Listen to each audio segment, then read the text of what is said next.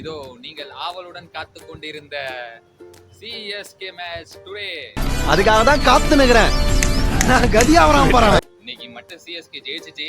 நேரம் நம்ம சிஎஸ்கே ஃபேன்ஸா ரங்கன் வாத்தியார் மாதிரி ஆரியா எப்படி ஜெயிச்சுட்டு நிப்பாரோ அதே மாதிரி ரங்கன் வாத்தியார் நிப்பி அப்படி அந்த மாதிரி கெத்தா நிக்கிறதுக்கு தான் காத்துக்கிட்டு இருக்கீங்க.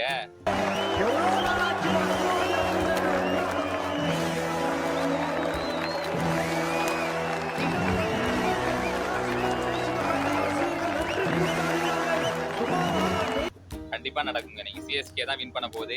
இதுல எந்த ஒரு மாற்று கருத்துமே இல்ல. தோத்துக்கிட்டே இருக்கலாங்க, ஒரு மேட்ச் ஜெயிச்சா போதும்.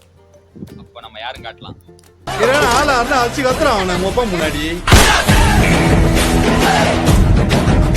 நம்ம ஒண்ணு கப்படிக்கன்னு நினைக்கலங்க. நம்மளை பத்தி பேசுறவங்க வாய அடங்கன்னு தான் நினைக்கிறோம். அதனால ஒண்ணும் கவலைப்படாதீங்க. இன்னைக்கு நம்ம மேட்சை ஜெயிக்கிறோம். நீங்க கவலையே படாதீங்க.